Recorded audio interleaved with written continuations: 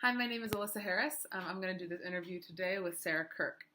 Sarah, I have some 5 exercises, and I want you to choose the one that you would feel the most comfortable performing. And then you can tell me a little bit why you would feel the most comfortable performing that exercise. Walking, so that could just be going outside and going on an evening walk for half an hour after dinner. Playing sports, so I know that you have played volleyball, or it could be tennis with your family. So we've got walking, playing sports, gardening, so weeding, picking plants, pruning plants, out there with the flowers and the vegetables. Doing weights, and specifically doing circuit machines. So if you're at a gym, all those machines that point to different or target different muscles in your arms, your legs, your abdominals. Or Zumba, which would be dancing as a group to music, like they would choreograph it for you. So let me go over this. We have walking, playing sports, gardening, weights, or Zumba. What would be one that you'd feel the most comfortable performing? Playing sports, because it's kind of competitive, and I like competition is fun and it's enjoyable for me. Okay. So an exercise location. So what would a place be that you would feel comfortable doing those sports? Would you be comfortable going to a rec center and playing with strangers? Would you be comfortable playing in your backyard with people that you know, going down to the local park? What would be a place that would feel comfortable for you to do those sports?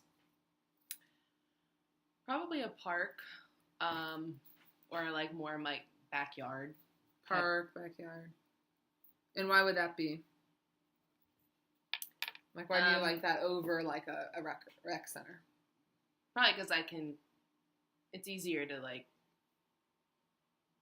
choose kind of who you're with. Okay. It's not just like show up and play. What are some exercises that you feel comfortable doing? And what are some exercises that you'd feel uncomfortable doing? Related to as broad or as detailed as you want. Like what are some things? So you said you would like to do. You could do sports. What are some other exercises that you would like to do, or you'd feel comfortable? Like, would you feel comfortable in a Zumba class? It would be fun, but I would feel a little embarrassed. Okay, so you might not really like that one. Okay, what about weights? Would you feel comfortable, uncomfortable doing that? Probably uncomfortable. And why is that? Because I wouldn't know what I was doing, and I'm sure there's a lot of muscular jocks that would be around, and I'd be like, "Hi, don't look at me." Okay. So who could help you learn those kind of things? Like, who would you feel comfortable teaching you how to use weights and stuff like that? Probably someone about my age. A friend that I know, or just somebody who's I have a lot of common interests with.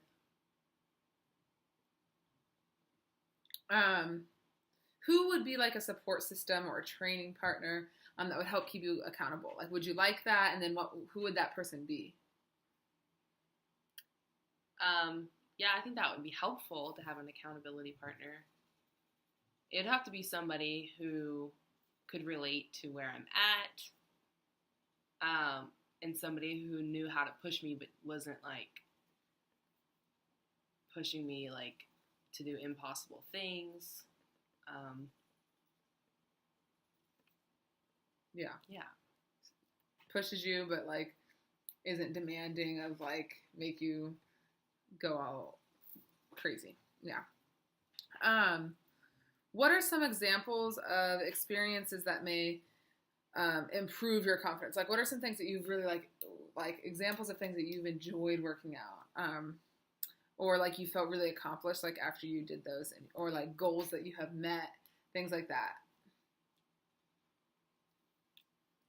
Can you repeat the question? Some experiences that you can look back on and you can be like, oh, I accomplished that. Just recently I attempted a 5K. But you hadn't been training or anything like that? No, my friends just invited me to it, and so I did it. And I was very skeptical, but I did finish. And did you feel like accomplished after that? Yeah. Yeah, but would you have done that without your friends? No. No.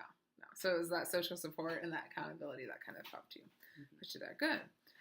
What are some barriers that have kept you from being like super physically active in the past? Like if you're like, okay, let's go to the gym or let's go to the park and play some sports, like what are some things that stop you? Just,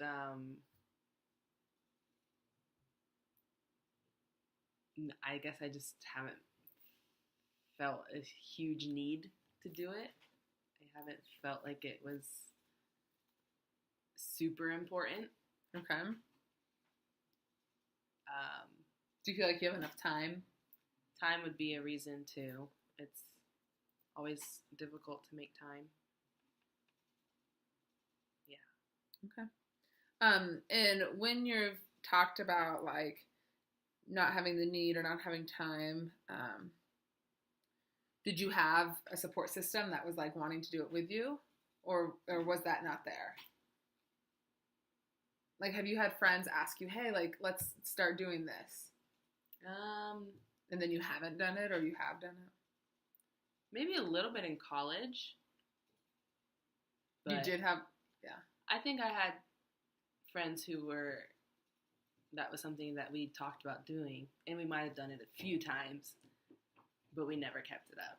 Yeah. So you did have that a little bit. A little bit, yeah. Okay. All right. Thank you, Sarah. Thanks for answering the questions. You're welcome.